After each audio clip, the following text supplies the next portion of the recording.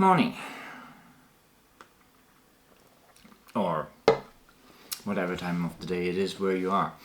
Little top tip that I came across, and that wasn't very evident with the R5C, is a lot of people have complained about the fact that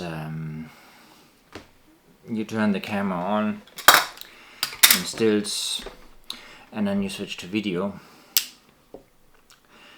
and it takes a while. It takes about 8 seconds to switch over to Cinema OS, and then when you want to turn to stills again, it switches off the Cinema OS, and that takes a while too before it comes back up again. And there we go. There is a feature within the Cinema OS that lets you take stills. Now, these are JPEG only stills. There is no raw images there, but you do not have to exit the Cinema OS to take stills. There's also a limitation to which resolution these stills are. There's a table, I'm gonna show that in the manual, that shows which resolutions you achieve at what point. And basically the thing that you have to do is you have to define a button in the Cinema OS menu which you want to use for stills. In my case, button 12 here at the front is not in use, so I've used that, and that works fine for me. Okay, so to set this up for the stills in video mode, we go into the menu, and then we'll go to the page with the assignable buttons. And we need page 2, for example. I wanted to use button 12, that's the one in the front. And I'll go down here and scroll. Come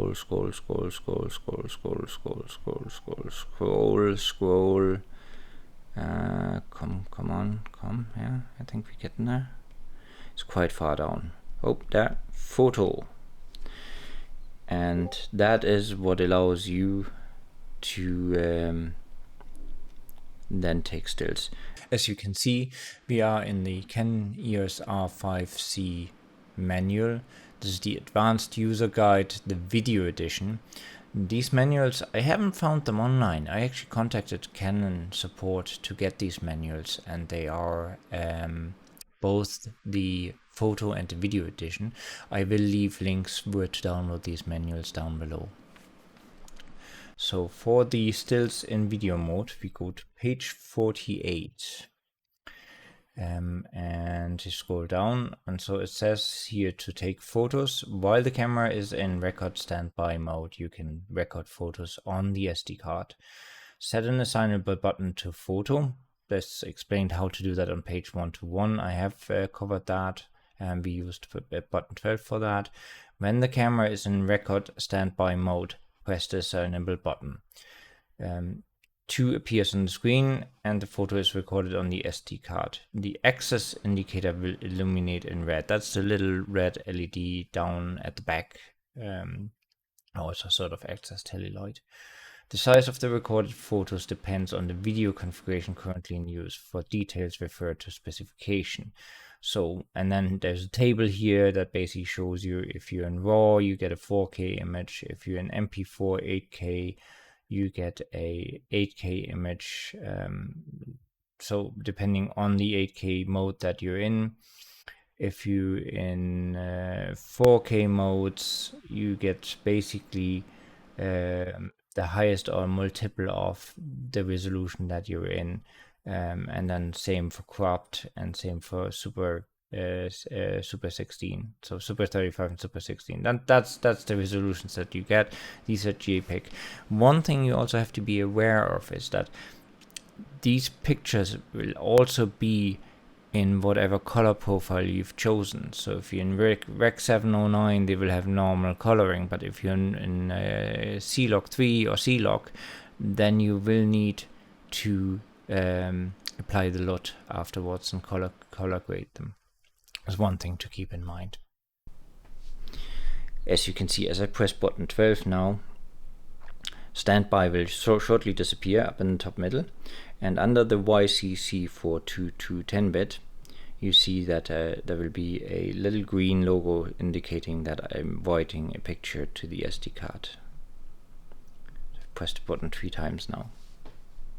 As you can see, that's my SD card now in the PC, and the contents is usually where your movie clips are. Obviously this is the SD card, so there won't be anything in there at the moment. You go to DSIM, and the 100 Canon is where my normal pictures are, both JPEG and RAWs. And then in the 102-04-17, so 17th of April, that's the shots I took today. These are all in a 2 megabyte size because I took them in 4K mode. Here are 4 pictures in 8 megabyte. They were taken in 8K mode. Show you a picture here, and that was a picture of the desk that I took, and it's perfectly fine. So for a quick snap while you are in video mode, this actually works very decently. So as you can see, we have 4K, 72 dpi, 24-bit, and then if I shot an f2.8 at 160, ISO 500 at 22mm, and with no flash. So there you go. So again, as you can see on the back here, if I press button 12 on the front, you can see the little tele light down here, and that shortly blinks red, indicating that I've taken a picture. You get no shutter sound or anything, but the little tele light and the indicators on the screen is all you get. I hope this helps, and if you liked the video, leave me a like down below, and maybe subscribe if that was any good content for you. I have lots of Canon R5C and Panasonic GH6 content coming up, also other things video related, like the Insta-1 RS. Okay, bye for now.